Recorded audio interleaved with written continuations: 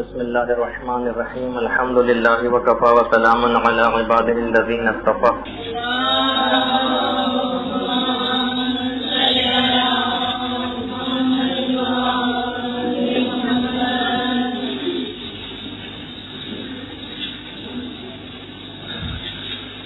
موت اور اس کی تفصیلات، اس موضوع پر آج ہماری 10ویں نشست ہے۔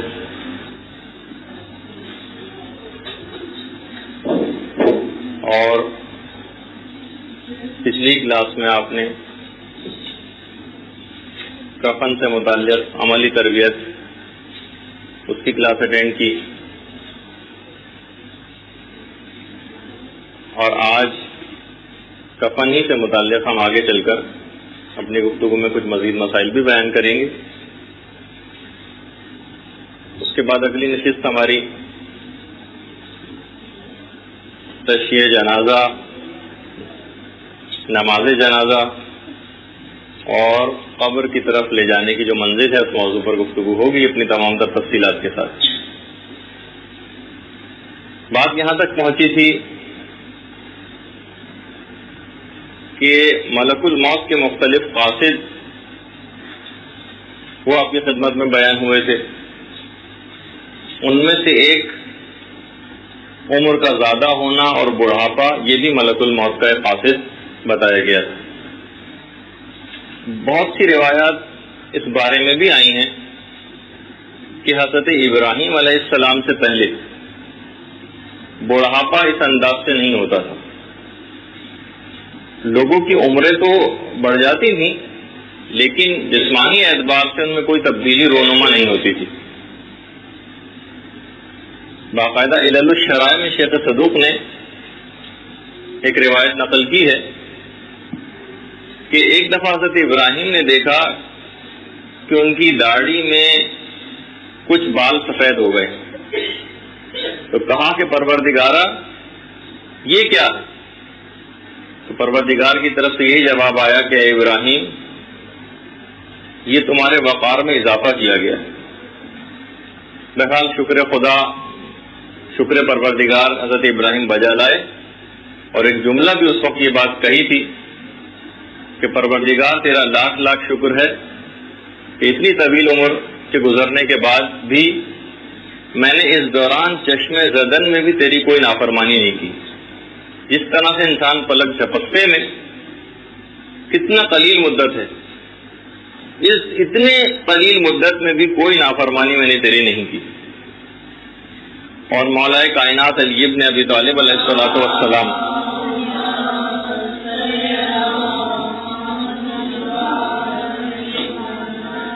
فرماتے ہیں کہ پہلے زمانے میں لوگ بوڑھے تو ہوتے تھے مگر ان کے بال سفید نہیں ہوتے تھے۔ مجمع عام میں جب باپ اور بیٹا اور دیگر لوگ جاتے تھے تو لوگ تمیز نہیں کر پاتے تھے کہ اس میں سے باپ کون ہے اور بیٹا کون ہے۔ پھر حضرت ابراہیم نے پروردگار عالم سے دعا کی، اور اس کے نتیجے میں پھر خدا نے بڑھاپے کو خلق فرمایا یا پیدا کیا کہ انسان کے جسم میں ایسی تبدیلیاں رونما ہوں کہ جس سے پتہ چل جائے کہ کون شخص باپ ہے اور کون شخص بیٹا ہے۔ اسی طرح سے جس طرح بڑھاپا ملک الموت کا قاصد ہے، جس طرح سے ہم نے پچھلی بار گفتگو میں ذکر کیا تھا کہ اولاد کی اولاد کا پیدا ہو جانا یہ بھی ملک الموت کا قاصد ہے، اسی طرح سے بیماریاں بھی ملک الموت کی قاصد ہیں۔ اچھا، بعض اوقات بیماری ملک الموت کی قاصد ہوتی ہے اور بعض اوقات زندگی بچانے کا ایک ذریعہ بھی ہوتی ہے۔ بہت سی بیماریاں زندگی بچانے کا ایک ذریعہ بھی ہیں۔ کربلا میں چوتھے امام کی بیماری کا بھی ایک سبب بتایا گیا ہے کہ مولا کو، چوتھے امام کو ظالموں کے شر سے محفوظ رکھنا تھا، ورنہ خود ایسی کیفیت ہوتی جس طرح سے صحت مندی کی کیفیت، تو خود مولا کو بھی، چوتھے امام کو بھی میدان جہاد میں جانا ہوتا۔ بہار الانوار کی 6 جلد میں ایک روایت ہے، اور کتاب مقتل میں کتاب الخرائج والجراح امام احمد ابن حنبل، ان سے ایک روایت ہے جس میں چوتھے امام کی بیماری کا سبب بتایا گیا ہے۔ امام احمد ابن حنبل کہتے ہیں کہ چوتھے امام نے، امام زین العابدین علیہ الصلوۃ والسلام نے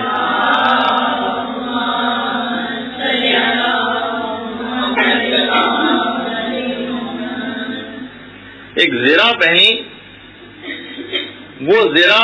ان کے جسم پہ بڑی تھی، تو امام نے اپنے ہاتھوں سے زرہ کا فاضل حصہ توڑ کر پھینک دیا۔ اس وقت کچھ لوگ امام کو یہ عمل کرتے دیکھ رہے تھے۔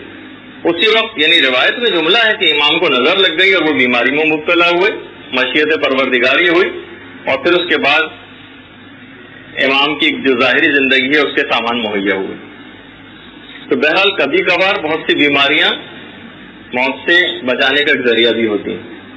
بہرحال جو ہم تمہیدی گفتگو آپ کی خدمت میں پیش کر رہے ہیں ابھی، کہ موت کی حقیقت سے سب سے زیادہ ائمہ معصومین علیہم السلام واقف تھے۔ ایک عجیب و غریب روایت جو امام کے بیٹے، چھٹے امام کے بیٹے حضرت اسماعیل کی موت سے متعلق،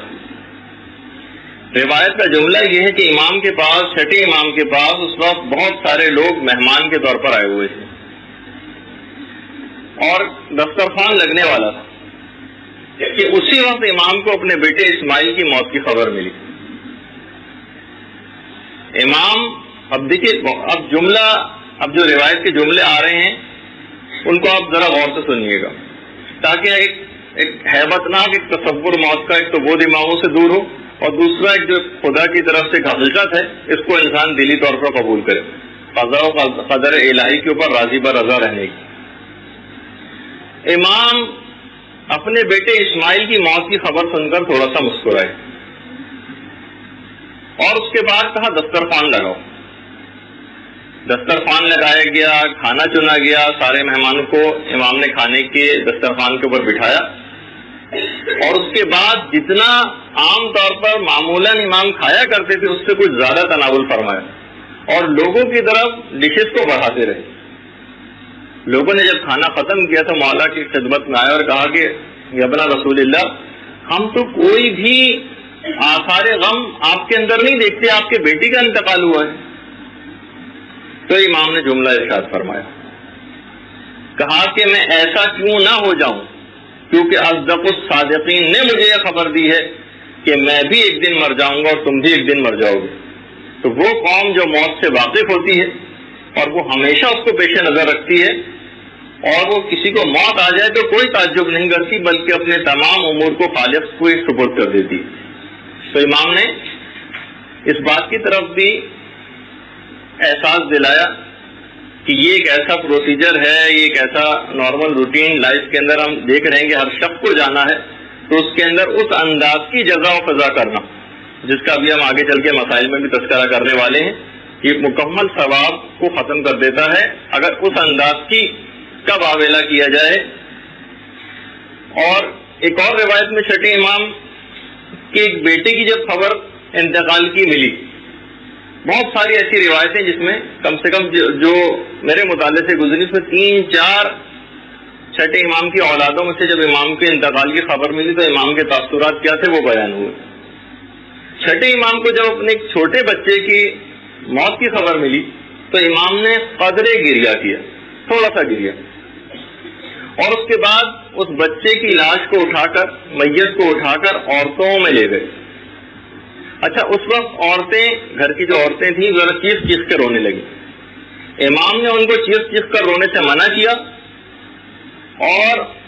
اپنی قسم دی، اپنی قسم دے کر عورتوں کو چیخ کر رونے سے منع فرمایا۔ ابھی ہم آگے چل کر اس کے کچھ مسائل بیان بھی کرنے والے ہیں، گفتگو میں آگے چل کے بات آئے گی کہ معمول سے زیادہ کسی کی موت پر رونے میں آواز کو بلند کرنا یہ احتیاط واجب کی بنا پر حرام ہے زیادہ تر مراجع کے نزدیک۔ تقریباً اس وقت جتنے بھی مراجع ہیں ان سب کا فتویٰ یہی ہے، فتویٰ تو نہیں، سب کی احتیاط واجب یہ ہے کہ معمول سے بہت زیادہ آواز کو بلند کرنا یہ حرام ہے۔ البتہ قدر آواز کو بلند کرنا جو معمولاً جتنا رائج ہو اس کے اندر کوئی حرج نہیں۔ اور اس کے بعد امام اپنے اس بچے کو دفن کے لیے لے کر چلے اور چلتے چلتے یہ بات ارشاد فرمائی کہ کس قدر پاک اور منزہ ہے وہ ذات جو ہماری اولاد کو مارتا بھی ہے پھر بھی ہمارے دلوں سے اس کی محبت کم نہیں ہو جاتی بلکہ اس کی محبت اور شدید ہو جاتی ہے۔ چھٹے امام کو اپنی ایک بیٹی کے انتقال کی بھی جب خبر ملی تھی تو ایک روایت میں ہے کہ امام نے 1 سال تک اس کے اوپر نوحہ کیا تھا، 1 سال تک روتے رہے تھے۔ اور پھر ایک لڑکے کی جب انتقال کی ایک اور خبر ملی تھی تو اس میں بھی روایت میں ہے کہ امام نے تقریباً 1 سال تک اس کا غم منایا، مگر اسماعیل کا جب انتقال ہوا تو امام بہت کم روئے۔ جب آپ سے دریافت یہ بات کی گئی کہ مولا آپ نے 1 سال تک ان کا غم منایا، اسی کیا وجہ؟ تو امام نے کہا یاد کرو جب حضرت حمزہ کی شہادت ہوئی تھی تو پیغمبر اسلام نے کیا جملہ ارشاد فرمایا تھا؟ لیکن حمزہ لا بواکی لا، افسوس میرے چچا حمزہ پہ رونے والا کوئی بھی نہیں۔ تو تمام مدینے کی عورتیں اپنے اپنے شہداء کے لاشوں کو چھوڑ کر اور سید الشہداء حضرت حمزہ کے لاشے کے اوپر گئیں اور وہاں پر جا کر گریہ گزاری فرمائی۔ اکمال الدین و اتمام النعمہ میں شیخ صدوق نے اس روایت کو نقل کیا۔ تو دیکھیے رونا اور غم منانا یہ ایک الگ چیز ہے اور جزا و فضا کرنا یہ بالکل ایک الگ چیز ہے۔ ایک راوی تھا امام کا 11ویں امام حسن عسکری علیہ الصلوۃ والسلام کا۔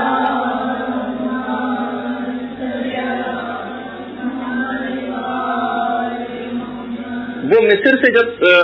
چلا تو اس کا ایک لڑکا بیمار تھا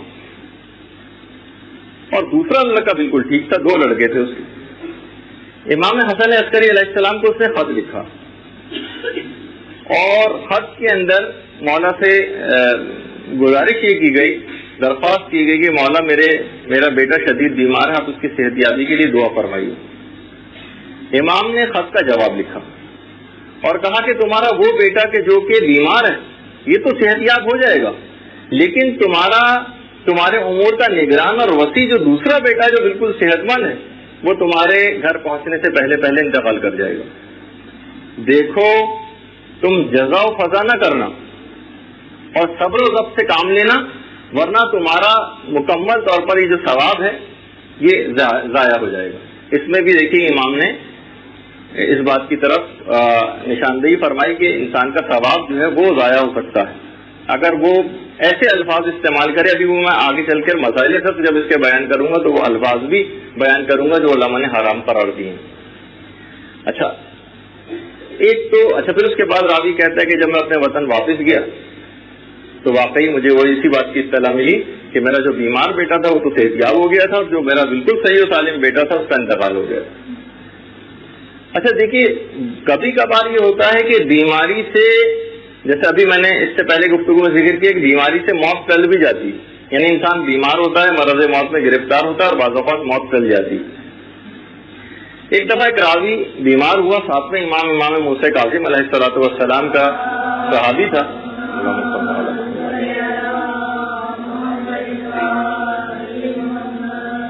اس نے پانی کا ایک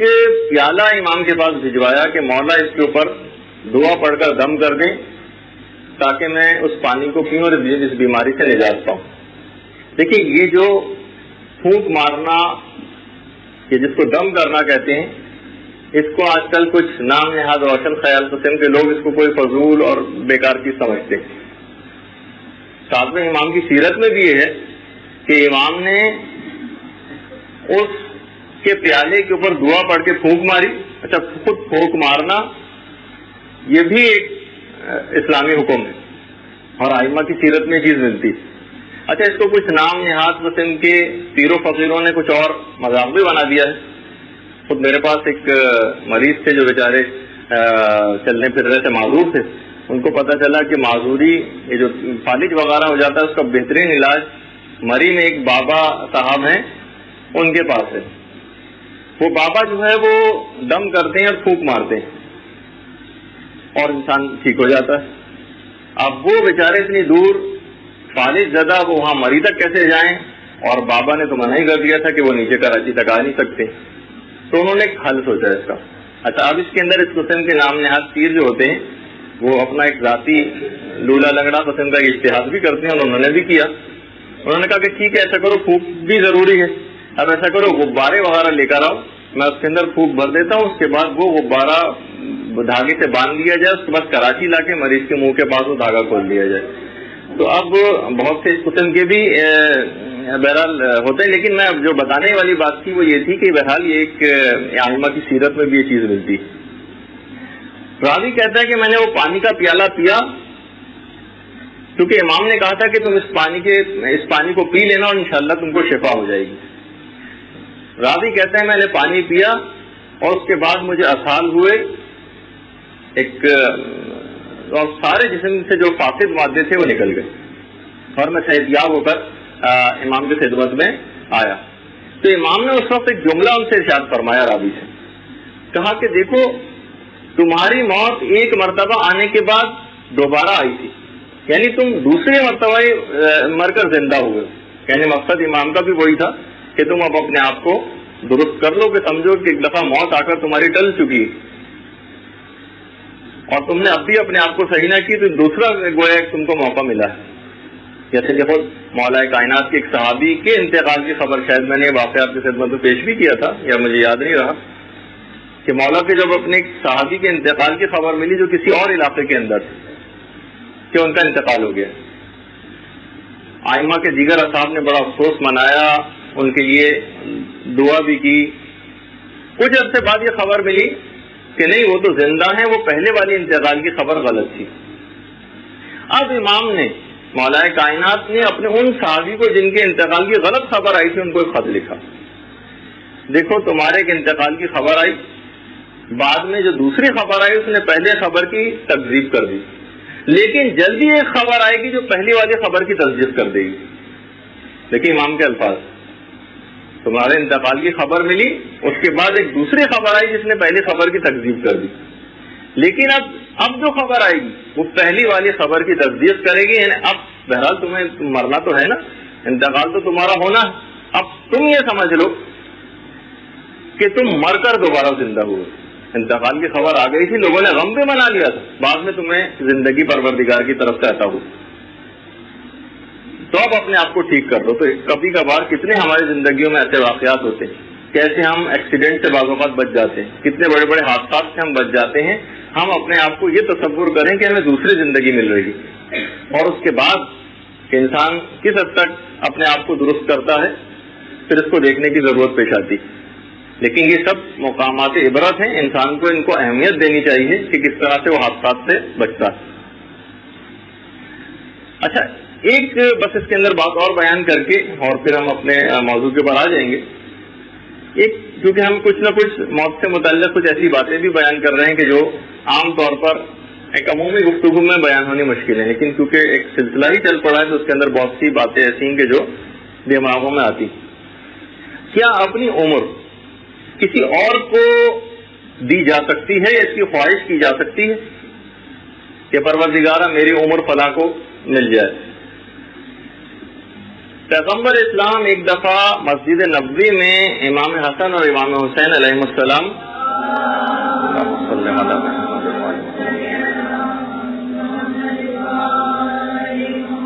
چھوٹے تھے دونوں امام، ان کے ساتھ مسجد نبوی میں تشریف لائے، صحابہ کا مجمع تھا. رسول اللہ نے ارشاد فرمایا کہ لوگوں مجھے اپنے ان دو بیٹوں سے اتنی شدید محبت ہے کہ میرا دل چاہتا ہے کہ میں اپنی عمر کو ان دونوں پہ تقسیم کر دوں. اچھا، پیغمبر اسلام نے بھی اپنی عمر ان کی طرف دینے کا ایک رجحان ظاہر کیا. اچھا، انبیاء کے واقعات میں بھی یہ چیز ملتی کہ یہ جو واقعہ آپ کے سامنے پیش کر رہا ہوں ہمارے چھٹے امام جعفر صادق علیہ الصلوۃ والسلام نے بیان کیا کہ ایک دفعہ انبیاء میں سے ایک دفعہ حضرت آدم کے سامنے پروردگار نے ان کی تمام ذریت کو بشکل ذرات کے پیش کیا. اچھا، سب کو حضرت آدم نے دیکھا، اور اسی کے اندر سے حضرت داؤد علیہ السلام جو خدا کے نبی تھے ان کو بھی دیکھا. حضرت آدم نے کہا کہ پروردگارا یہ کون ہے کہ جس کو تو نے نبوت بھی دی، کرامت بھی دی، لیکن ان کی عمر بہت کم ہے.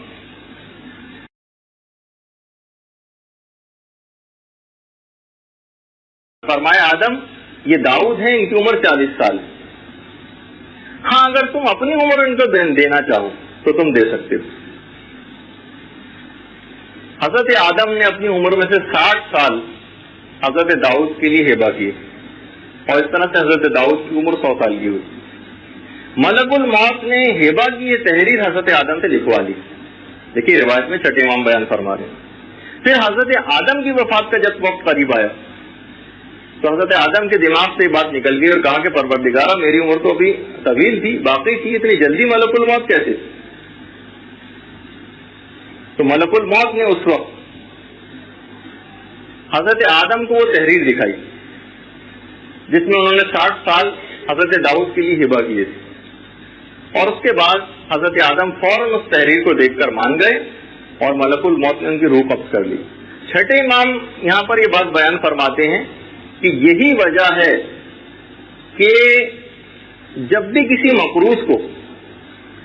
اس کی کوئی تحریر دکھائی جاتی ہے تو وہ مان جاتا ہے. جیسے کہ حضرت آدم نے اپنی وہ تحریر، آپ کبھی بھی کسی سے کوئی چیز لکھوا لیں اور وہ بعد میں انکاری ہو تو جب اس کو تحریر اس کی دکھائی جاتی ہے تو وہ فوراً تسلیم کر دیتا ہے. کہا کہ اس کی وجہ یہ لوگوں کے اندر بھی یہ چیز آئی جینیٹیکلی کہ جب بھی کسی مقروض کو یا کوئی تحریر اس طرح کی دکھائی جاتی ہے تو فوراً تسلیم کر لیتا ہے. بس ایک آخری بات اور کہہ کے تمہیدی گفتگو ختم کر کے ہم اپنے موضوع کے اوپر گفتگو شروع کر دیں گے کہ آخر ہم اس موت کے لیے آمادہ کیسے ہیں. ہمارے اندر وہ آمادگی تو بہرحال نہیں پائی جاتی. ان تمام تر ہم مختلف اس قسم کے واقعات بھی مسلسل سن رہے ہیں، لیکن کسی کو مثلاً کہا جائے کہ ہو جائیے موت کے لیے تیار تو کتنا پریشان ہو جاتا ہے. تو مولا نے اس کا ایک بہت ہی 3 نکات کا ایک نسخہ بتایا ہے کہ انسان موت کے لیے آمادہ کیسے ہو. 3 نکاتی ایک طریقہ یا نسخہ. امام نے کہا، امام سے پوچھا گیا مولا کائنات علی ابن ابی طالب علیہ الصلوۃ والسلام،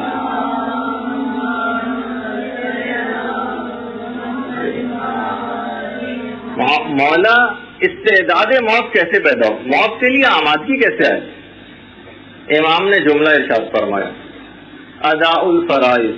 و اجتناب المحارم والاستعمال المکارم. تمام اپنے فرائض کو ادا کرو، واجبات پر عمل کرو، وہ اجتناب المحارم گناہوں سے اپنے آپ کو بچاؤ،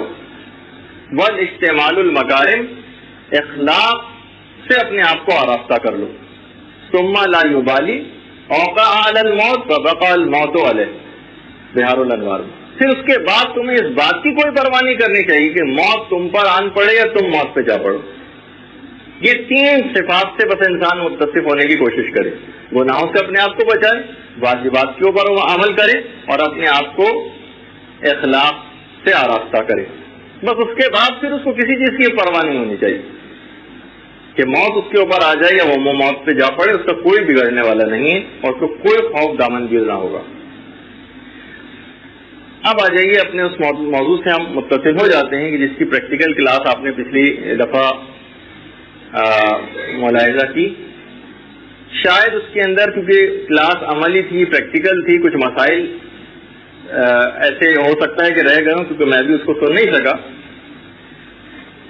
لیکن جس حد تک بھی آج ہم کوشش کرتے ہیں کہ کفن کے موضوع کے اوپر، کیونکہ غسل سے ہم فارغ ہو گئے تھے، اب کفن کا مرحلہ تھا، کفن کے مرحلے سے بھی انشاءاللہ ہم فارغ ہو جائیں گے. اور جیسے کہ میں نے ابھی کہا کہ نماز جنازہ کا مرحلہ ہوگا، تشییع جنازہ اور پھر قبرستان کی طرف لے جانا. اس کے بعد دفن کی ہماری گفتگو ہوگی اور اس کے بعد دفن کے بعد پوری ایک مکمل گفتگو جو سب سے کریٹیکل اسٹیج ہے موت کا، قبر کی پہلی رات، اس کے اوپر ایک مکمل ہماری گفتگو ہوگی. اس میں اس سے بچانے والے اعمال، اس کو کس طرح سے آسان بنایا جائے اس رات کو، اس کے بھی کچھ اعمال ہیں جو انشاءاللہ ہم اپنی اس کلاس کے اندر ذکر کریں گے. کفن، دیکھیے کفن کے سلسلے میں کچھ متضاد قسم کی بھی روایات ہیں. بہت سی روایات کے اندر یہ بات آئی ہے کہ انسان جتنے بھی لوگ اس دنیا سے انتقال کر گئے ہیں یہ سب کے سب اپنے کفنوں کے ساتھ اٹھائے جائیں گے. جب یہ حکم بھی ہے کہ اپنے مردوں کو اچھے سے اچھا کفن دو، کیونکہ وہ جن کفنوں میں جو کفن تم ان کو پہناؤ گے وہ انہی کفنوں میں محشور ہوں گے. اور بہت سی روایات میں جو کہ وسائل الشیعہ میں بھی ہیں کہ مردے میدان قیامت میں اپنے کفن کے اوپر نازاں فرحاں ہوں گے، اس کی عمدگی کے اوپر. یعنی جس طرح آپ شادی بیاہ کی محفلوں میں عورتیں اپنے لباس کے اوپر ذرا اتراتی ہیں، اسی طریقے سے وہاں پر ایک میدان قیامت میں کفن کی عمدگی پر نازاں فرحاں ہوں گے. ایک تو روایت یہ ہے کہ جس سے یہ پتہ چلتا ہے کہ کفن پہنائے جائیں گے، اور جو کفن پہنائے جائیں گے وہی میدان قیامت تک انہی کے اندر ان کو اٹھایا جائے گا. دوسری ایک روایت یہ ہے جو فاطمہ بنت اسد مولائے کائنات امیر المومنین کی والدہ گرامی صلی اللہ علیہ محمد جو بہت پریشان ہوئی تھی اس بات کو سن کر کہ مردے برہنہ اٹھائے جائیں گے. تو پھر وہ مشہور روایت جو آپ نے سنی ہوئی جس کا میں تذکرہ نہیں کر رہا کہ پیغمبر اسلام نے اپنا کرتا فاطمہ بنت اسد کو دیا تھا. تو اس لحاظ سے تو ان دونوں طرح کی روایات میں ایک تضاد اور ایک تعارض پایا جاتا ہے. لیکن علماء اعلام نے ان متضاد روایت کی جمع و توفیق فرمائی اور اس کی کئی وجوہات بیان کی ہیں کہ یہ اس طرح ان کو ملایا کیسے جائے ان دو الگ الگ روایات کو. پہلی وجہ تو یہ بیان کی گئی ہے کہ دیکھیے ہو سکتا ہے کہ یہ اختلاف جو ہے کہ کچھ لوگ کفنوں کے ساتھ ہوں گے، بہت سی روایت میں یہ ہے کہ کچھ یعنی کفنوں کے بغیر ہوں گے. تو علماء نے کہا ہو سکتا ہے کہ یہ لوگوں کے ایمان و کفر کے بنیاد پر یہ چیز ہو کہ مومن جتنے ہوں گے وہ سب کفن کے ساتھ اٹھائے جائیں گے اور کافر جتنے ہوں گے وہ سب برہنہ اٹھائے جائیں گے. اور کیونکہ کافروں کی اور بد کردار لوگوں کی تعداد ہمیشہ سے زیادہ رہی ہے اور مومنین کی تعداد کم رہی ہے، اس لیے تغلیباً بطور مبالغہ یہ بات کہہ دی گئی کہ گویا کبھی برہنہ اٹھائے جائیں گے. ایک وجہ تو یہ. اچھا، دوسری وجہ کہ دیکھیے جو عرصہ محشر ہوگا جب ہم میدان قیامت کی بھی گفتگو کریں گے اس وقت یہ بات آئے گی کہ اس میں مختلف حالات سے انسان کو گزرنا پڑے گا. علماء نے کہا کہ ہو سکتا ہے کہ کفنوں کے ساتھ محشور تو کیے جائیں لیکن قیامت کا خود دن ہی کئی ہزار سال کے برابر ہے. تو ہو سکتا ہے کہ اتنی مدت گزرنے کے بعد بشدت کہنگی وہ کفن پارا پارا ہو جائے with the passage of time. ہو سکتا ہے کہ اس بات کی طرف بھی اشارہ کیا گیا. مثلا ایک کپڑا آپ کتنی دیر تک چل سکتا ہے؟ ہو سکتا ہے کہ یہ اتنا ایک طویل عرصہ گزر جانے کے بعد بشدت کہنگی یعنی پرانا ہونے کی وجہ سے ایسا ہو جائے. تیسری وجہ علماء نے ایک اور بھی بیان کی کہ ہو سکتا ہے کہ لوگوں کے اپنے شرم و حیا کی بنیاد پر ان سے اس کے مطابق سلوک کیا جائے کہ جتنے بھی حیادار لوگ ہیں وہ کفنوں کے ساتھ مشہور ہوں گے اور جو اس دنیا کے اندر خدا کی نافرمانی کرتے ہوئے کوئی حیا سے کام نہیں لیتے وہ برہنہ مشہور کیے جائیں گے. ہو سکتا ہے کہ ایک وجہ یہ بھی ہو. چوتھی وجہ یہ ہے کہ ہو سکتا ہے کہ سب کے سب لوگ عریاں مشہور کیے جائیں لیکن اس کے باوجود بھی کسی کی پردہ دری نہیں ہوگی. کوئی کسی کو آنکھ اٹھا کر بھی نہ دیکھے گا. یوم یفر المرء من اخیہ وامہ وابیہ وصاحبتہ وبنیہ کہ ہر شخص ایک دوسرے سے فرار اختیار کرے گا. ماں بیٹے سے فرار اختیار کرے گی، بھائی بھائی سے فرار اختیار کرے گا. ہر شخص اتنا اس کیفیت کے اندر گرفتار ہوگا، ہر شخص اپنے متعلق ایسا سوچ رہا ہوگا. جب اتنا اپنے متعلق ہر شخص نفسی نفسی کا جو وہ عالم ہوگا اس وقت کسی کو دوسرے کے حالات کی کوئی فکر نہیں ہوگی. اس وجہ سے کوئی کسی کی طرف آنکھ اٹھا کے بھی نہیں دیکھے گا اور کسی کی بھی پردہ داری نہ ہوگی اگر عریاں بھی مشہور کیا جائے. اور چھٹے امام کا یہ جملہ بھی روایات کے اندر ملتا ہے، اپنے مردوں کے لیے اچھے سے اچھے کفن کا انتظام کرو، اچھے سے اچھے کفن کا، انہیں بہترین کفن پہناؤ کیونکہ وہی کفن ان کی زینت ہے، وہی کفن ان کی زینت ہے. اور جو مولا نے جو جملہ ارشاد فرمایا ہے کہ کتنے ہی غافل ایسے لوگ ہیں کہ جو اپنے لیے کپڑے تیار کرتے ہیں پہننے کے لیے لیکن وہی کپڑے ان کا کفن بن جاتے ہیں. کتنے ہی غافل لوگ ایسے ہیں جو اپنے لیے مکان بناتے ہیں اور وہی مکان ان کی قبر بن جاتا ہے. یعنی تو بہرحال مولا کے اس جملے کا ارشاد فرمانے کا مقصد یہ کہ انسان اپنی غفلت کی پٹی آنکھوں پر سے اتارے. بہت سی روایات کے اندر ایک بات یہ بھی آئی ہے کہ یہ تو خیر ضروری ہے کہ مردوں کو کفن پہنایا جائے، لیکن روایات میں یہ بات آئی ہے کہ فرشتے مومن کو دوسروں کے کفن پہنانے سے بھی پہلے خود کفن پہنا دیتے. یہ بھی روایت ہے. کفن پہنانے کی کچھ خاص وجوہات ہیں کہ جو ائمہ معصومین علیہ السلام نے ذکر فرمائی، خاص طور پر ہمارے آٹھویں امام رضا علیہ الصلوۃ والسلام.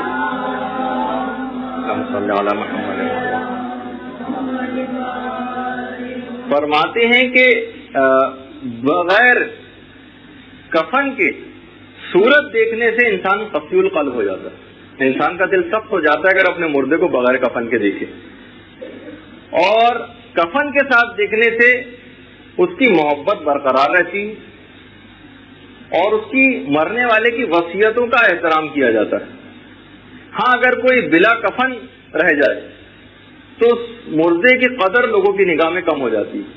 بلکہ امام نے تو فرمایا کہ پس مردار کی حیثیت رکھنے لگتا ہے لوگوں کی نگاہ میں. اس کی انسانی حیثیت بہت کم ہو جاتی ہے، اس کی وصیت اور اہداف و مقاصد کو کوئی اہمیت نہیں دی جاتی.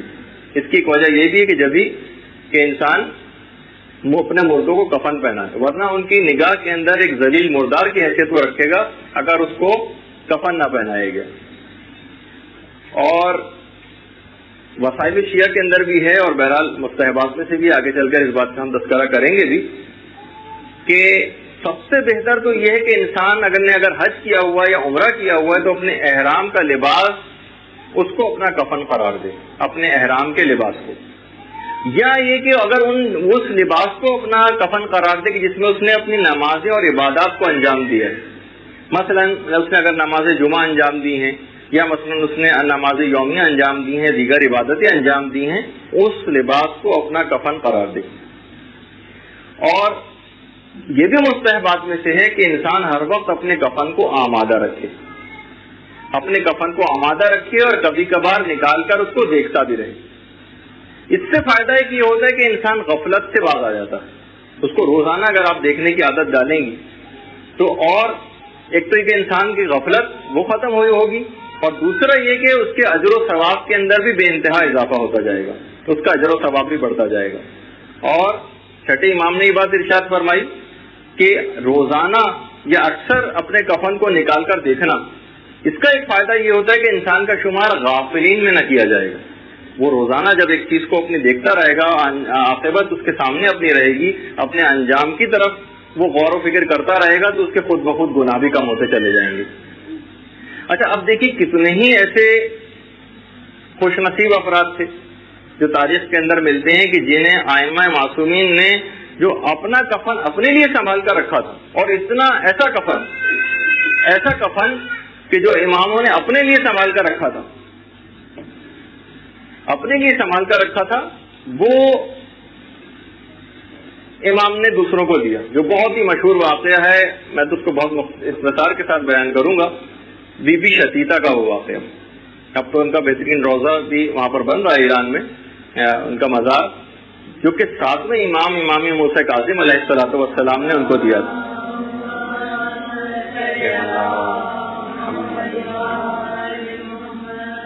ساتویں امام کو شتیتا نے 1 درہم خمس کا بھجوایا تھا، 1 درہم، اور اپنے ہاتھ کا بنا ہوا ایک ازار. امام نے اس کو قبول فرمایا، اور حتیٰ کہ اتنی معمولی سی رقم لیکن اتنے خلوص کے ساتھ شتیتا نے بھیجا اور کہا کہ میرا سلام شتیتا تک پہنچا دینا، اور یہ 40 درہم شتیتا کو دے دینا، اور میں اس کو اپنے کفن کا ایک کپڑا دیتا ہوں. دیکھیے اب یہ امام نے اپنے لیے سنبھالی ہوئی ایک چیز اس خلوص کے ساتھ اس پرخلوص مومنہ کو تحفے میں دی. جب بھی ایک مسائل کے اندر یہ بھی چیز آتی ہے کہ کفن کو تحفے میں دینا یہ بھی ثواب رکھتا ہے. ہاں میں ابھی مسائل آگے چل کے بیان کر رہا ہوں. میں اپنا کفن ان کو تحفے میں دیتا ہوں, اور یہ جو خاص کفن ہے یہ خاص روئی سے بنایا گیا ہے. یہ روئی وہ تھی کہ جو حضرت فاطمہ زہرا سلام اللہ علیہا کی روئی تھی.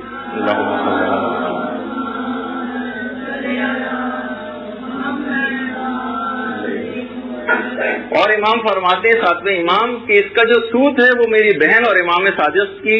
بیٹی حضرت حلیمہ کے ہاتھ کا کاٹا ہوا, اور شتیتا سے کہنا کہ 19 دن کے بعد تم انتقال کر جاؤ گی اور تمہاری جنازے کی نماز میں خود پڑھانے آؤں گا. اس کے بعد خیر 19 دن گزر گئے اور شتیتا کا انتقال ہو گیا, اور امام پھر اس کی تجہیز و تکفین سے جب فارغ ہوئے اور نماز بھی پڑھا دی تو امام نے پھر جتنے بھی افراد وہاں پر موجود تھے ان سے کچھ باتیں ارشاد فرمائیں اور کہا کہ میرے دیگر اصحاب کو بھی یہ بات بتا دینا اور ان تک میرا سلام پہنچا دینا, اور ان سے یہ کہہ دینا کہ میرے بعد جو بھی میرا قائم امام ہوگا وہ تمہارے جنازوں میں ضرور شریک ہوگا, اور تم کسی بھی ملک کے اندر انتقال کرو. دیکھیے یہ بات آپ امام نے کہا کہ میرے تمام ماننے والوں تک یہ بات پہنچا دو کہ خواہ کسی بھی ملک میں تم انتقال کرو ہم ضرور تمہارے جنازے میں شریک ہوں گے. اپنے متعلق خدا سے ڈرتے رہو اور دیکھو تقوی کو اختیار کرنا. یہ امام نے خاص طور پر اس میں بات بیان فرمائی. مناقب جو علامہ ابن شہر عاشوب کی کتاب ہے اس کے اندر علامہ ابن شہر عاشوب نے یہ پورا شتیتا کا یہ واقعہ لکھا ہے, اور بہار الانوار میں بھی ہے. اچھا دیکھیے بہرحال ایک طریقہ کار اور ہے جو کہ خیر علامہ مجلسی سے بھی منسوب ہے. علامہ مجلسی اپنے تمام عقائد کو لکھواتے تھے ایک کپڑے کے اوپر, اور اس کے بعد مومنین سے اس کی تصدیق کرواتے تھے, ان سے سگنیچرز لیتے تھے اور وہ تصدیق کرتے تھے کہ ہاں مجلسی ان عقائد کے اوپر یعنی علماء کی سیرت کے اندر سے یہ چیز رہی. اور بعض اوقات تو لوگ اپنے کفن میں ایسی دستاویز ساتھ رکھتے تھے, ابھی ہم آگے چل کے اس کا ذکر کرنے والے ہیں مسائل کے اندر, کہ ایسے کچھ طریقے ہیں جو کہ مستحبات کے اندر سے بھی, اور انسان کو چاہیے کہ اس کے اندر تھوڑی سی دقت اور اگر اس کو محنت بھی کرنی پڑے تو ان چیزوں کو حاصل کرے. کہ بہرحال یہی چیزیں ہیں جو کہ اس کے بعد میدان قیامت اور اس کے بعد تک چلیں گی, جو کہ سب سے اہم ترین ہمارے لمحات ہوں گے آخرت کے حساب سے. ہشام امام کے جو صحابی تھے وہ بیان فرماتے ہیں کہ جبل کے علاقے کا ایک بادشاہ چھٹے امام کے پاس ہر سال جب بھی حج پہ آتا تھا امام سے ضرور ملاقات کرتا تھا, چھٹے امام کے پاس آتا تھا. اور ایک دفعہ وہ آیا, کہا کہ مولا مجھے, اچھا امام یہ کرتے تھے کہ اس کو اپنے کسی بھی گھر کے اندر ٹھہرا دیتے تھے, وہ وہاں پہ رہتا تھا. اس کے بعد مدینے جب حج وغیرہ سے فارغ ہوتا تھا تو امام سے پھر دوبارہ ملاقات کے لیے آتا تھا اور پھر اپنے وطن واپس چلا جاتا تھا. بادشاہ تھا. ایک دفعہ اس کو کچھ زیادہ عرصے ٹھہرنا تھا تو امام کے پاس 10,000 درہم لے کر آیا اور حج پہ چلا گیا, اور کہا کہہ کے چلا گیا امام سے کہ مولا اس کے لیے اس 10,000 سے میرے لیے ایک مکان خرید لیں, مجھے زیادہ عرصے رہنا ہے, ظاہر میں بوجھ بننا نہیں چاہتا, کسی اور جگہ جہاں آپ ٹھہراتے ہیں میرے لیے ایک مکان خرید دیجیے. وہ چلا گیا. جب حج سے واپس آیا اور آ کے پوچھا کہ مولا آپ نے مکان خرید لیا؟ امام نے کہا مکان خرید لیا, ہم نے جنت میں تمہارے لیے ایک مکان خریدا ہے, ہم نے جنت میں تمہارے لیے ایک مکان خریدا ہے. اور امام نے کہا کہ ہم اس کی دستاویز بھی ہم نے تیار کر کے رکھی, اور اس کے بعد امام نے وہ دستاویز منگوائی اور اس دستاویز کے اوپر ایک جملہ تحریر تھا یہ کہ یہ مکان جس کو جعفر ابن محمد نے, امام جعفر صادق علیہ الصلوۃ والسلام نے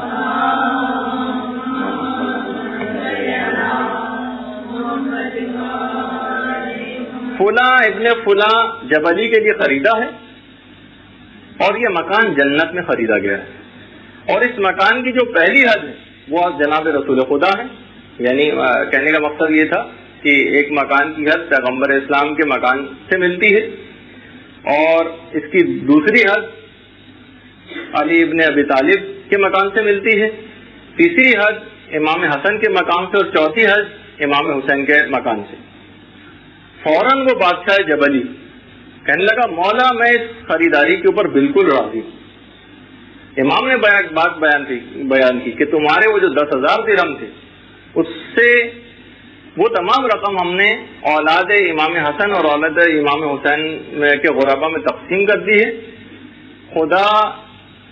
امید ہے مجھے کہ خدا تمہارے اس صحیح کو قبول فرمائے گا اور جنت میں تم کو جگہ دے گا. اب یہ جبلی اس دستاویز کو سنبھال کے اپنے ساتھ اپنے گھر لے گیا.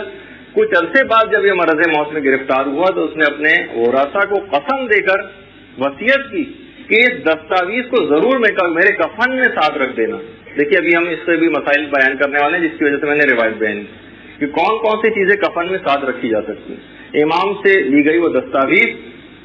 کفن کے اندر رکھ دی گئی جب اس کا انتقال ہوا, اور اس کے بعد جب اگلے دن اس کے ورثاء فاتحہ خوانی کے لیے اس کی قبر پہ گئے تو دیکھا کہ وہ دستاویز عین اس کی قبر کے اوپر رکھی ہوئی ہے اور اس کے اوپر ایک جملہ لکھا ہوا ہے کہ خدا کی قسم جس چیز کا وعدہ امام جعفر صادق نے کیا تھا اس کو پورا فرمایا.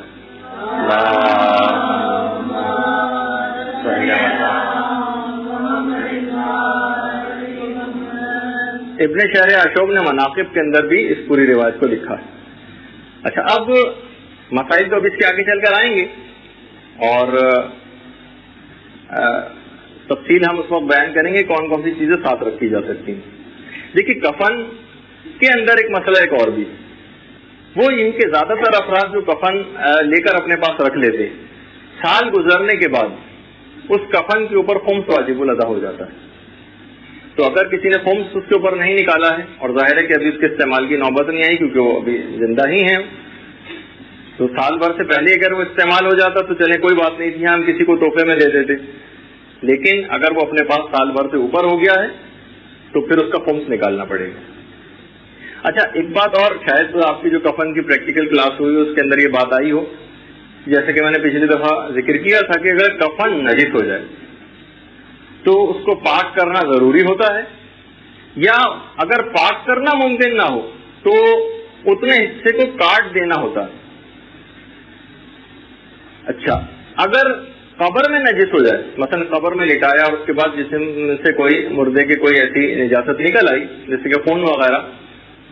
تو پھر بہتر ہے کہ اس انداز سے اس کو کاٹا جائے کہ کفن کو ویسا کوئی نقصان نہ پہنچے جس سے مردے کی کوئی پردہ دری ہوتی ہو. اور اگر دھونا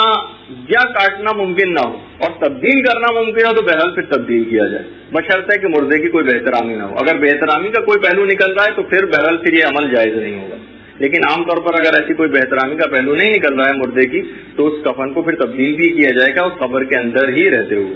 اگر کاٹنا بھی ممکن نہیں.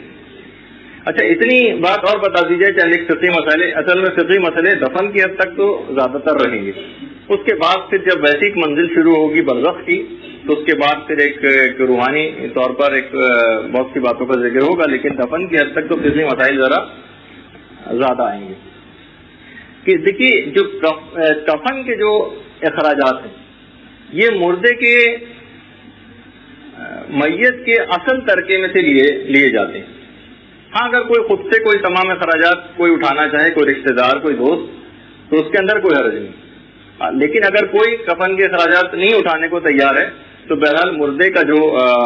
میراث ہے اور جو ترکہ ہے اس سے کفن کا خرچہ لیا جائے گا, بلکہ اس کو مردے کے تمام قرضوں پر, اس کی وصیتوں پر اور میراث پر بھی مقدم کیا جائے گا. یعنی قرضے ابھی نہیں نکالے جائیں گے پہلے, ابھی وصیت کے اوپر عمل نہیں ہوگا, ابھی جائیداد تقسیم نہیں ہوگی, پہلے کفن کا خرچہ نکالا جائے گا. اور یہ جو کفن کا خرچہ یا تجہیز و تکفین کا جو خرچ ہے یہ مردے کی اپنی شان کے مطابق کیا جائے گا. دیکھیے ایک اس بات کی بڑی اہمیت ہے, شان کے مطابق کیا جائے گا. یعنی اگر وہ صاحب حیثیت ہے تو ذرا اس کے اوپر زیادہ خرچہ کیا جائے گا. حج کے سلسلے میں بھی ملتا ہے کہ حج میں بھی اگر کوئی شخص انتقال کر گیا اس پر حج واجب الادا تھا اور وہ ایک غریب سا ایک آدمی تھا لیکن زندگی میں بہرحال حج واجب ہو چکا تھا, کسی وجہ سے حج نہیں کیا, تو پہلے حج میقاتی کروایا جاتا ہے. حج میقاتی کے معنی کہ مثلا 1,20,000 والا حج نہیں جو یہاں سے کیا جائے گا, بلکہ 50,000 کے اندر یا 40,000 کے اندر.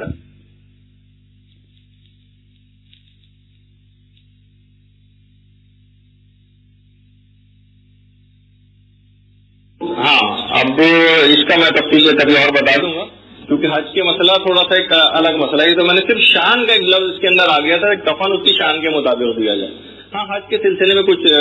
مسئلہ تھوڑا سا الگ ہے, وہ آپ الگ سے ڈسکس کر لیجیے گا. ہاں اگر دیکھیے کفن کے برابر بھی ترکہ موجود نہیں, یعنی بہت سے لوگ اتنے غریب ہوتے ہیں کہ دوسرا بھی کوئی فی الحال کوئی اس کا خرچہ اٹھانے والا نہیں ہے, تو پھر یہاں تک یہ جملہ ملتا ہے مسائل فقہ کے اندر کہ پھر اس کو اوریاں ہی دفن کر دیا جائے. یہ ایک روایت, یعنی جو مسائل ہیں کہ اگر کوئی اس کا خرچ اٹھانے کو تیار نہیں, تو مقصد کہنے کا یہ ہے کہ کفن پہنانا واجب ہے اگر کفن مہیا ہو, لیکن خود کفن کا اپنے مال سے لوگوں کو دینا یہ واجب نہیں, کیونکہ ابھی تو ہم صرف قانونی گفتگو کر رہے ہیں, تو اس وجہ سے آپ کے سامنے مسائل, ورنہ تو کسی بھی علاقے کے لوگوں کی شدید بدنصیبی ہے کہ کوئی مومن بغیر کفن کے ہی دفن ہو جائے. تو بہرحال مجھے ذوق کہتے تھے نا کہ اوریاں ہی دفن کرنا تھا زیر زمین, مجھے ایک دوستوں نے اور لگا دی کفن کی چاہ. تو بہت سے تو اس طرح کے شاعروں کے بھی جذبات ہیں کہ ہمارے اعمال تو ایسے ہیں کہ اصلاً تو بغیر کفن ہی کے دفن کرنا چاہیے تھا ہم کو. تو بہرحال تو حتیٰ کہ یہ جو مسئلہ بیان ہوا کہ کسی اور کو کفن دینا واجب نہیں, ہاں اگر کفن مہیا ہو تو کفن پہنانا ضرور واجب ہوتا, سوائے شوہر و بیوی کے معاملے میں.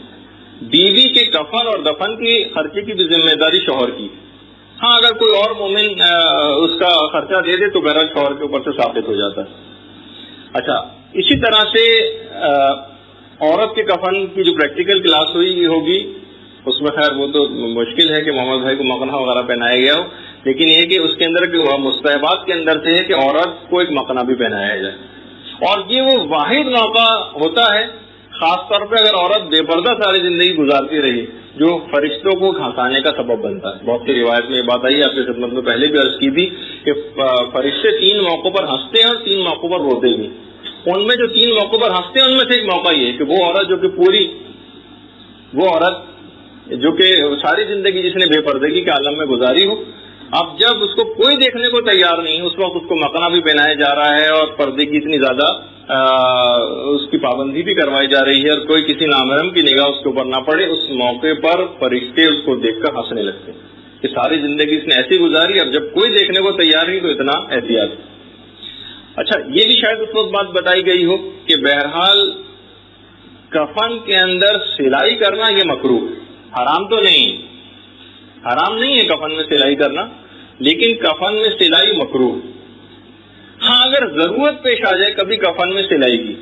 تو کوشش یہ کی جائے کہ کفن کے جو دھاگے ہیں ان سے ہی کام لیا جائے, الگ سے کوئی دھاگا لے کے سلائی نہ کی جائے. یعنی یہ بھی بہرحال بہتر والی چیز میں بتا رہا ہوں, واجبات والی تو نہیں, ورنہ تو کفن میں عام طور پر سلائی ہو سکتی ہے, البتہ کراہیت. اور اگر ضرورت پیش آ جائے سلائی وغیرہ کرنے کی تو کفن کے اپنے دھاگے ہی سے استفادہ کیا جائے. اچھا, جو شخص بھی اگر کوئی کفن پہنا رہا ہو کسی کو, اگر وہ شخص وہی ہے کہ جس نے غسل دیا تھا, عام طور پر ہوتا یہ کہ جو وصال ہوتا ہے وہی کفن وغیرہ بھی پہناتا ہے, تو اگر کفن وہی پہنا رہا ہے کہ جس نے غسل دیا ہے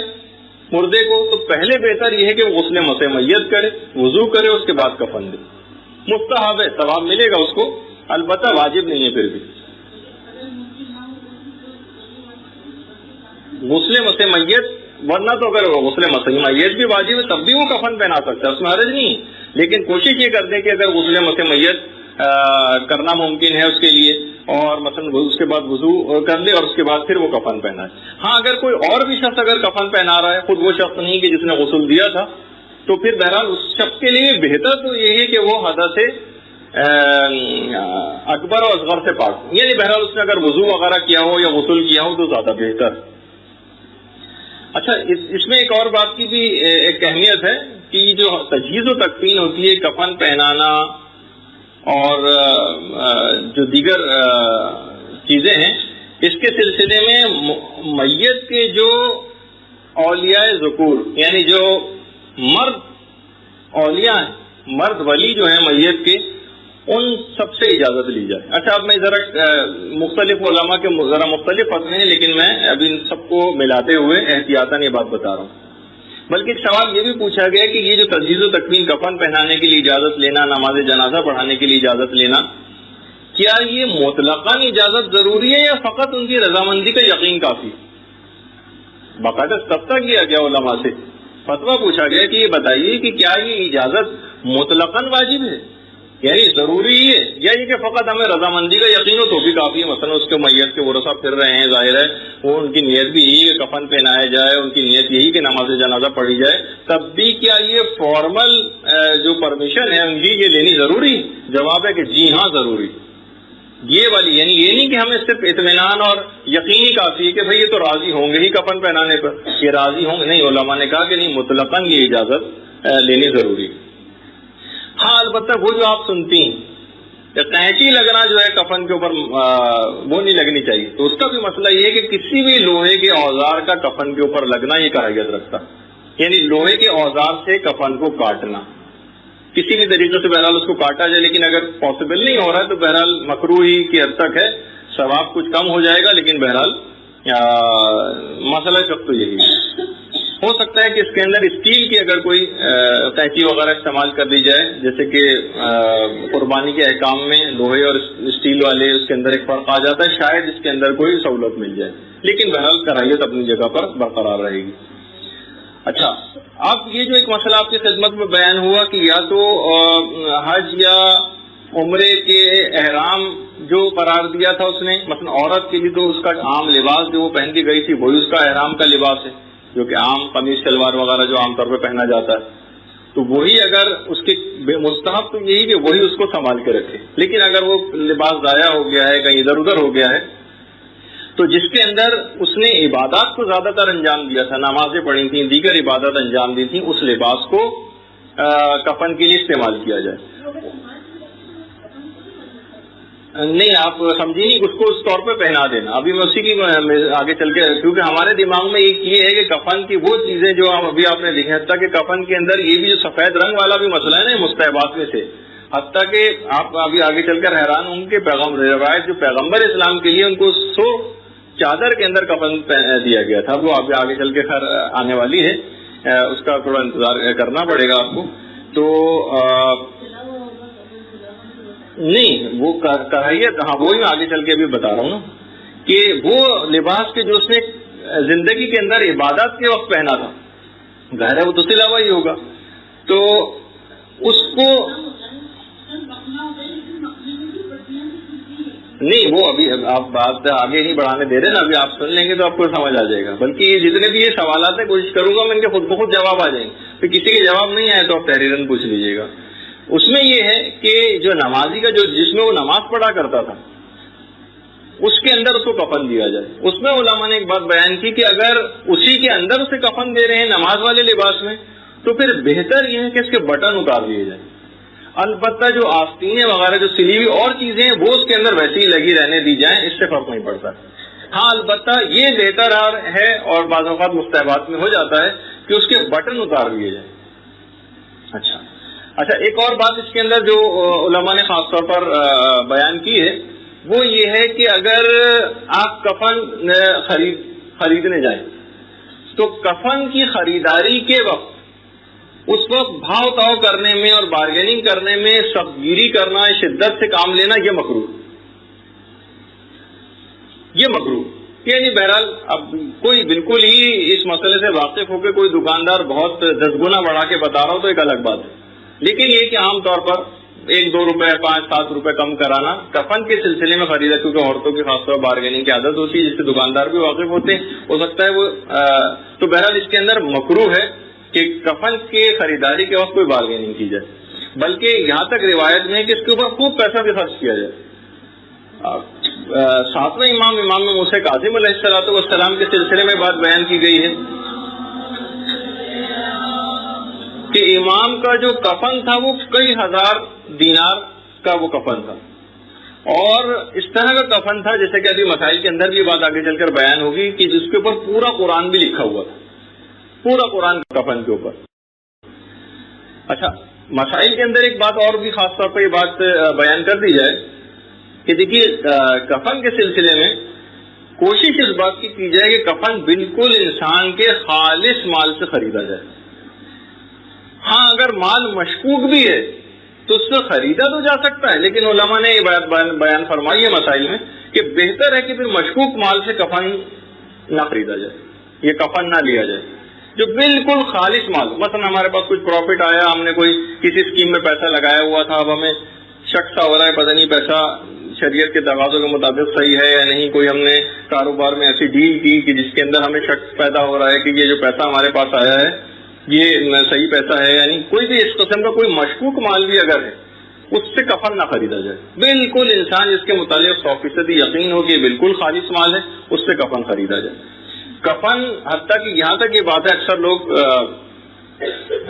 بلکہ پہلے مسئلہ بتا دوں کہ غصبی بھی کفن نہیں ہونا چاہیے. جیسے کہ ابھی بہرحال ایک لحاظ سے اگر دیکھیں تو وہ بھی اس کے اندر احکام تو اس انداز کے نہیں ہوتے، لیکن آ سکتا ہے وہ مسئلہ اگر کفن کے اوپر خمس نہ نکالا گیا. جب تک ہفتے زہرا اور ہفتے سادات نکالا نہیں گیا تو وہ تو خود کسی اور لوگوں کا حق اس کے اندر موجود ہے اس کفن کے اندر. تو اس کا مطلب فقہی اعتبار سے تو خیر نہیں ہوگا، وہ انشاءاللہ اپنے موقع پر وہ بات بیان ہوگی. لیکن یہ کہ بہرحال اگر کوئی غصبی یا تو پیسہ غصبی تھا اس سے ہم نے کفن خریدا ہے، خود کفن ہی غصبی، مثلا گھر میں پڑا ہوا ہے کسی کے استعمال میں نہیں لیکن ہے کسی اور کی ملکیت، ہمیں دل میں ہی آیا کہ بھئی یہ چلو ابھی تو اس کے استعمال کی نوبت نہیں، فلاں رشتہ دار کا انتقال ہو، ہم نے وہ کفن اٹھایا اور دے دیا. یہاں تک خواہ مجبوری کی حالت ہی کیوں نہ ہو جائے، مثلا اس وقت کہیں کوئی کفن دستیاب نہیں، فلاں صاحب کا کفن ہمارے پاس امانتاً رکھا ہوا ہے، تب بھی اس کفن کو ہم کسی دوسرے کو نہیں دے سکتے، چاہے اس بیچارے کو بغیر کفن کے کیوں نہ دفن کرنا پڑے. یعنی دیکھیے کسی کے مال کی جو مال غیر ہے اس کی اہمیت اتنی زیادہ ہے، بلکہ جو مسائل ہیں اس کے اندر آگے چل کر شاید کبھی اس بات کا تذکرہ ہے، بلکہ ابھی تھوڑا اس کا ذکر کر دیا جائے کہ اگر غصبی کفن کسی کو دے دیا گیا، مثلا اس کے اوپر قرآن لکھا ہوا تھا، کوئی اس طرح سے مائمہ معصومین کے ذریعوں سے مس کیا ہوا تھا، کسی نے اپنے پاس لے کر رکھا ہوا تھا اور اس وقت وہ آدمی اویلیبل نہیں تھا کہ ہم اس سے اجازت لیتے اور ہم نے کفن لے کے پہنا دیا، بعد میں وہ آدمی آیا اور ناراض ہوا کہ میرا کفن کیوں استعمال کیا آپ نے بغیر اجازت کے، تو واجب ہے کہ قبر کو کھودا جائے اور اس کا وہ کفن جو غصبی اس کے جسم سے اتار کے دوسرا کفن اس مردے کو پہنایا جائے، لیکن یہ والا کفن اس کو واپس کرنا پڑے گا. یعنی اتنے مسائل کی اہمیت اس سے اس بات کا بھی اندازہ ہوتا ہے کہ جو ہم اکثر اس میں لاپرواہ ہو جاتے ہیں دوسرے کے مال کو استعمال کرنے کے سلسلے. تو آپ نے دیکھا کہ کتنا اہم مسئلہ ہے قبر کا کھودنا. ابھی اس کے کبھی موقع ملا تو انشاءاللہ اس کے مسائل بیان کروں گا کہ کن موقعوں پر اجازت ہوتی ہے. شاید جب دفن ہو جائے میت اس کے بعد ایک دو مسئلے شاید قبر کو کھودنے کے اور کھولنے کے احکام ہم بیان کریں. تو اتنا زیادہ یہ اہم مسئلہ ہے. ہاں پھر کوئی حرج نہیں. اچھا کفن کے جو بھی ہم نے مسئلہ نجاست کا بتایا یہ بہت زیادہ کفن کے ساتھ پیش آتا ہے. دیکھیے کفن کے اوپر اتنی نجاست بھی معاف نہیں ہے جتنی عام زندگی کے اندر نماز کے دوران معاف ہوتی،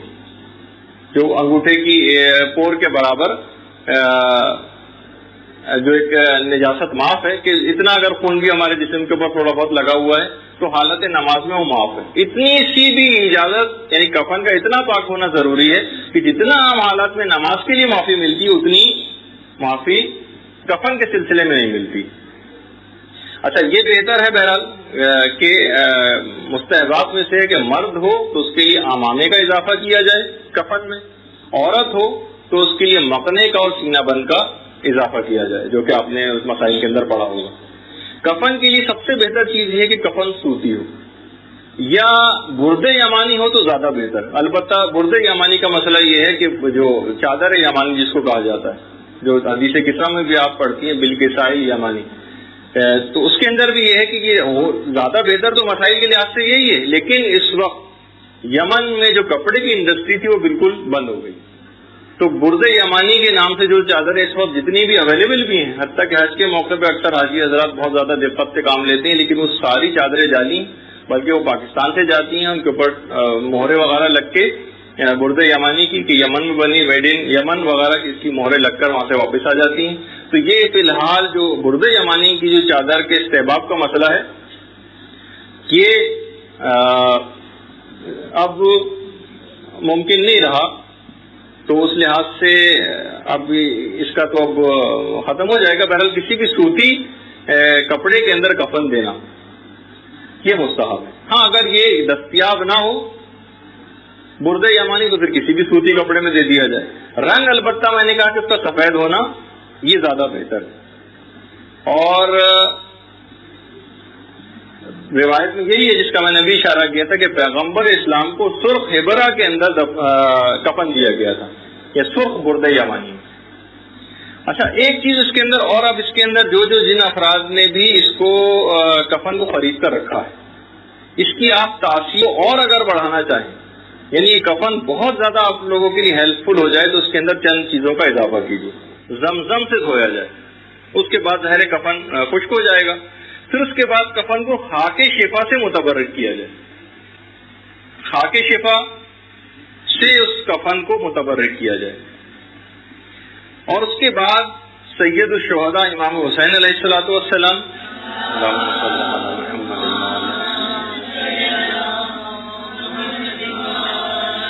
یا دیگر ائمہ معصومین علیہم السلام کی قبور سے یا ان کی ذریعوں سے اس کفن کو مس کیا جائے۔ اور یہ بھی مستحبات میں سے ہے کہ پورا قرآن کفن کے اوپر تحریر ہو، مستحبات میں سے۔ کچھ ایک آدھ مسئلے اور بھی اس کے انشاءاللہ اپنے مقام پہ بیان ہوں گے کہ کیا ہم خود قرآن بھی کوئی چھوٹا سا اگر قرآن لے کے کیا وہ قبر میں ساتھ دفن کر سکتے ہیں یا نہیں، وہ دفن کے موقع پر وہ چیز آئے گی۔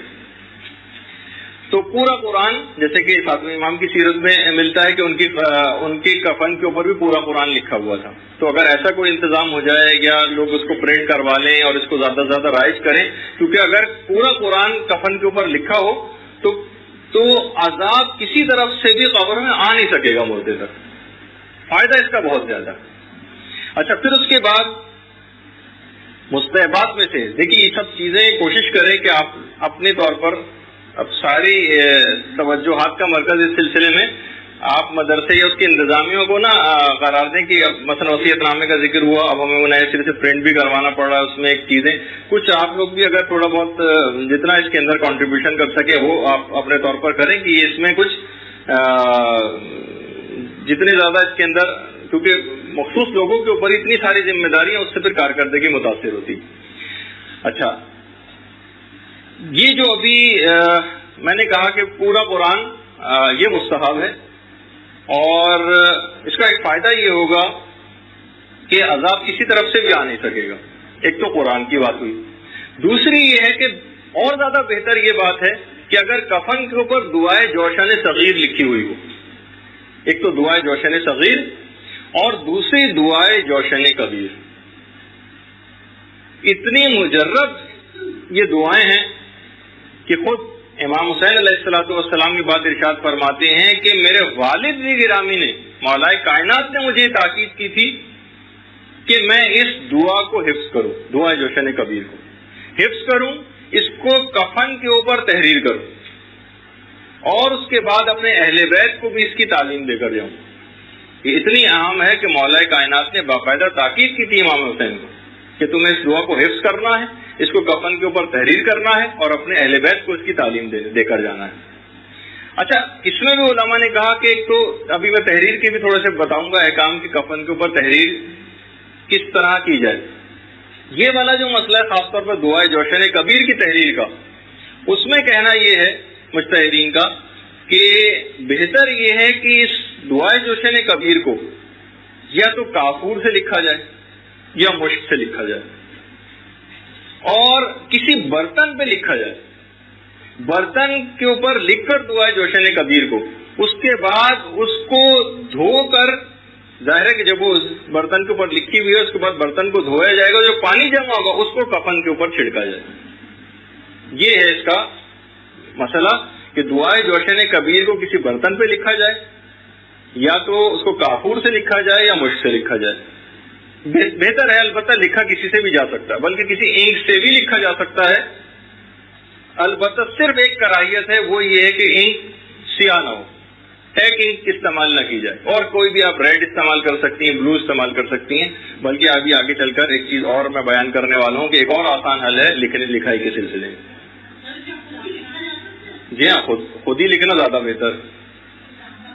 ہاں میں نے وہی کہا جب کسی بھی اینک سے لکھا جا سکتا ہے تو یقیناً زعفران سے، لیکن یہ جو باتیں میں نے بیان کی بہت زیادہ بہتر ہیں، علماء نے یہی ریکمینڈ کی۔ اچھا پھر یہ جو لکھنے کے سلسلے میں کفن کے اوپر جو چیزیں ہیں ان کے اندر ایک بات اور بیان کر دی جائے کہ وہ 4 اشعار جو کہ خود مولائے کائنات نے حضرت سلمان فارسی کے کفن کے اوپر لکھے تھے وہ ضرور لکھے جائیں. وفدت علی الکریم بغیر زاد من الحسنات والقلب السلیم وحمل الزاد اقبح کل شیء اذا کان الوفود علی الکریم. یہ 4 اشعار کہ یہ بندہ اپنے کریم خدا کے پاس اس طریقے سے حاضر ہوا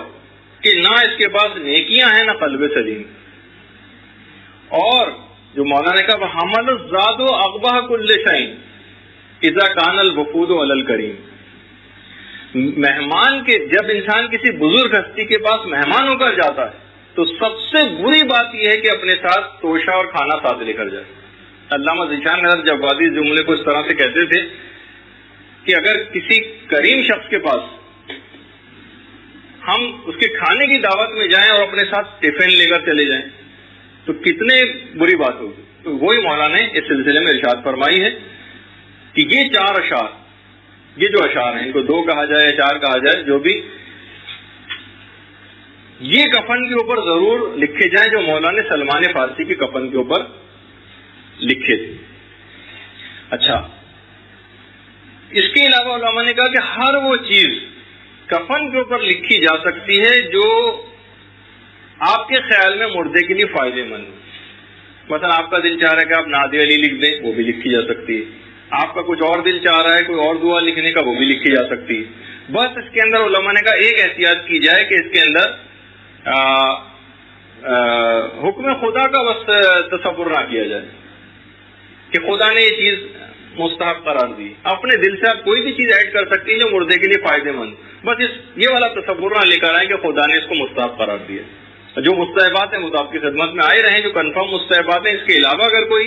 آپ کے خیال میں مردے کے لیے فائدے مند چیز ہے تو وہ بھی آپ ساتھ میں رکھ سکتی ہیں. اس کے علاوہ ایک اور ہے جو کہ بہت ہی جس کی تاکید ہے، وہ ایک حدیث ہے جو کہ 2 سندوں سے، بلکہ 2 حدیثیں 2 سندوں سے. اس کا نام ہے حدیث سلسلۃ الذہب. یہ آپ کو البتہ لکھ کے بھی دی جا سکتی ہے پوری حدیث عربی متن کے ساتھ. اور یہ وہ حدیث ہے سلسلۃ الذہب، سونے کا سلسلہ. ذہب عربی میں سونے کو کہتے ہیں. یہ جو اس میں راویوں کا پورا سلسلہ ہے، یہ وہ حدیث ہے کہ جس کو 8ویں امام نے نیشا پور میں ارشاد فرمایا تھا. 8ویں امام یہ بات بیان فرماتے ہیں کہ اس حدیث کو مجھ سے بیان کیا میرے والد 7ویں امام. 7ویں امام کہتے ہیں کہ اس کو 6ٹھے امام نے بیان کیا. 6ٹھے امام کہتے ہیں کہ مجھ سے 5ویں امام نے. 5ویں کہتے ہیں 4تھے امام نے. 4تھے کہتے ہیں 3سرے امام نے. 3سرے امام کہتے ہیں کہ 2سرے امام نے. 2سرے کہتے ہیں کہ مولائے کائنات نے. مولائے کائنات کہتے ہیں کہ مجھ سے اس حدیث کو بیان کیا پیغمبر اسلام نے. پیغمبر اسلام فرماتے ہیں کہ مجھ سے اس حدیث کو بیان کیا جبریل نے. جبریل کہتے ہیں کہ میں نے پروردگار عالم سے اس کو سنا.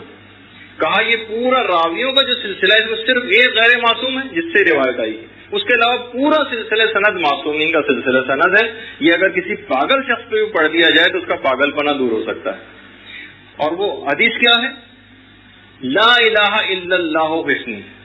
فمن دخل حسنی امن من عذابی. لا الہ الا اللہ میرا قلعہ ہے، جو اس قلعے میں داخل ہو گیا وہ عذاب خدا سے مامون ہو گیا، اس نے عذاب خدا سے نجات پائی. یہ 8ویں امام نے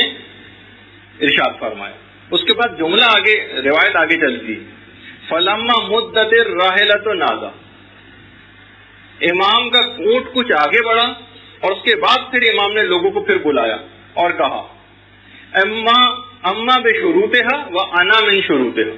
یہ جو ہے کہ لا الہ الا اللہ میرا قلعہ ہے، جو اس قلعے میں داخل ہو گیا اس نے عذاب خدا سے امان پائی. یہ کچھ شرائط کے ساتھ ہے اور اس میں سے ایک شرط میں ہے.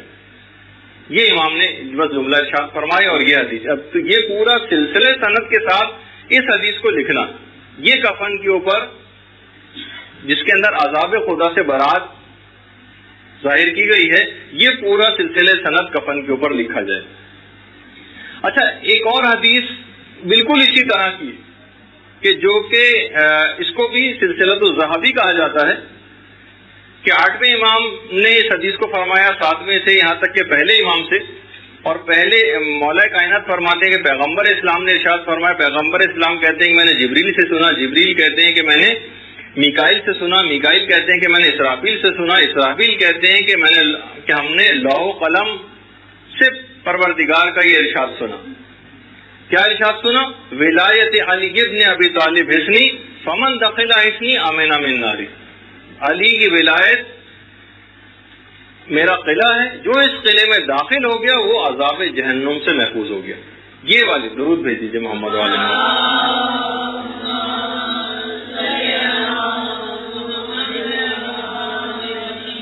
یہ دوسری والی جو حدیث ہے یہ بھی کفن کے اوپر لکھی جائے۔ اچھا،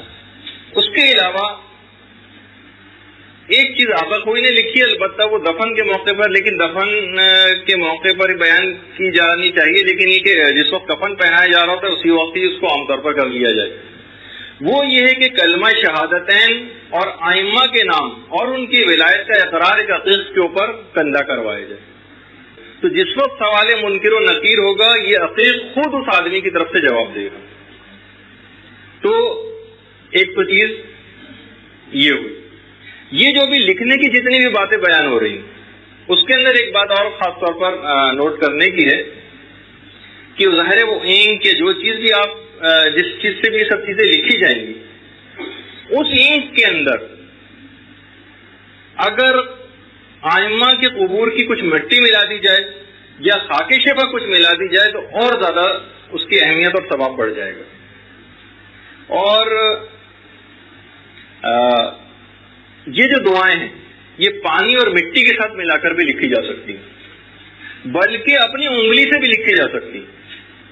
چاہے کچھ نظر بھی نہ آ رہا ہو سکتا ہے کہ یہ بھی ہو سکتا ہے کہ اپنی انگلی کو استعمال کر لیا جائے اور انک کے اندر ڈبو کے اس کو لکھا جائے، لیکن اگر ایسا نہیں بھی کر رہے، کوئی انک استعمال نہ بھی کرے تو اپنی انگلی سے بھی کفن کے اوپر اس طرح سے لکھا جا سکتا ہے۔ اچھا، البتہ اس کے اندر یہ بات بیان کر دی جائے جو کہ ابھی خیر ابھی آپ کی خدمت میں نے پیش کر بھی دی ہے اس کو، کہ بلیک انک بس استعمال نہ کی جائے۔ اچھا، اس کے علاوہ تقریباً تمام ہی علماء نے اس میں احتیاط واجب لگائی کہ اگر پروردگار عالم کے اسماء یا مثلا قرآن یا حدیثیں جس جگہ پہ بھی کفن کے اندر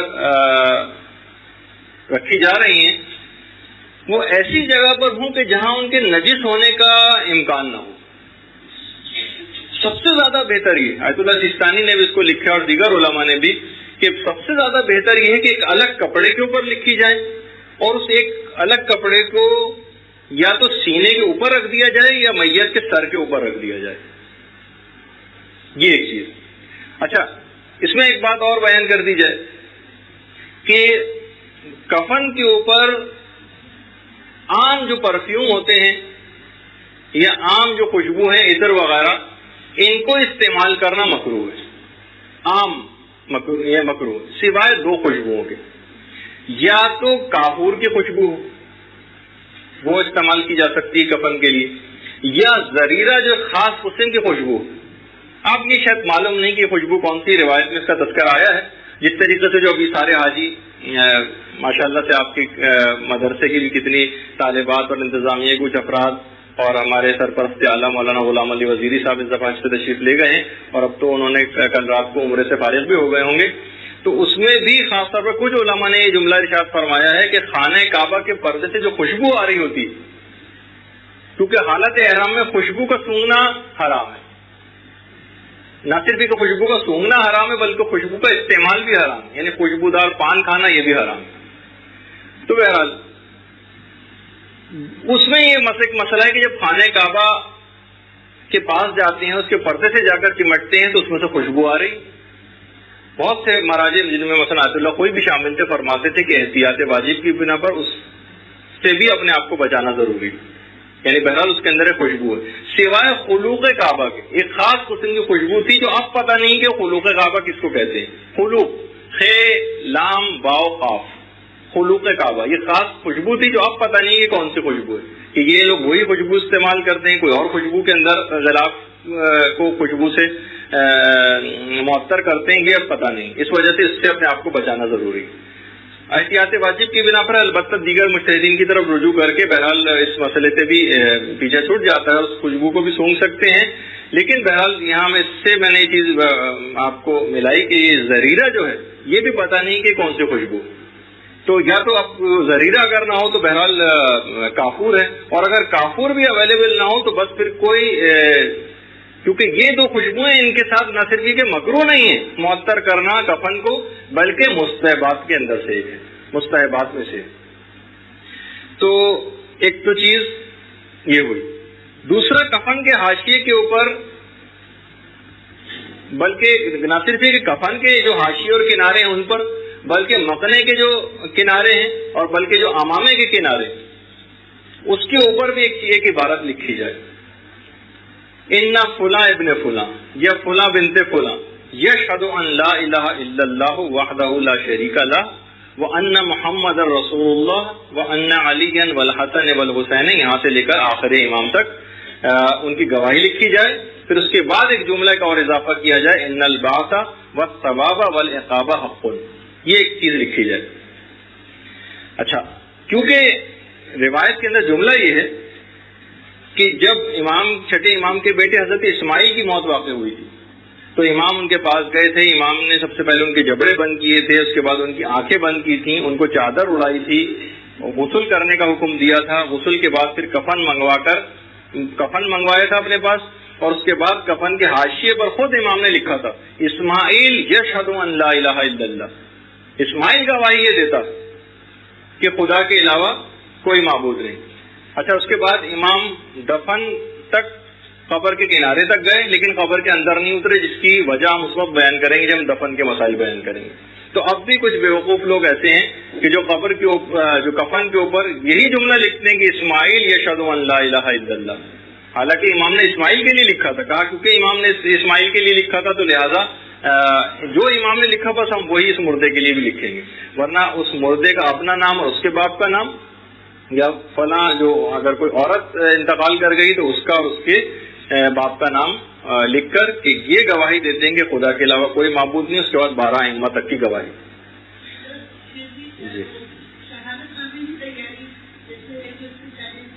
جی جی جی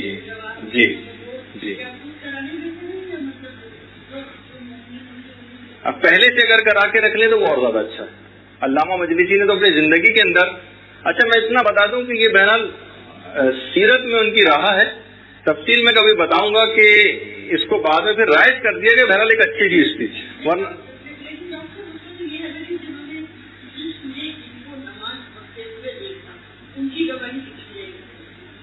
نہیں، وہ میں اس کا ایک خاص مفہوم بیان کروں گا جو نماز جنازہ جس وقت ہم بیان کریں گے نا، اللہم انا لا نعلم منہ الا خیرا، نماز جنازہ کا جملہ کہ پروردگار میں نے اس کو سوائے خیر کے کچھ کرتے نہیں پایا، اس کو ہمیشہ خیر پر ہی پایا۔ تو اکثر علماء سے آیت اللہ گلپائگانی سے سوال کیا گیا تھا، دیگر مراجع سے بھی، خیر موجودہ مجتہدین کا نظریہ بتا دوں، آیت اللہ گلپائگانی کا مسئلہ ایک تھوڑا سا الگ تھا، میں ابھی چلیں آپ کی بات سے بات نکل گئی ہے۔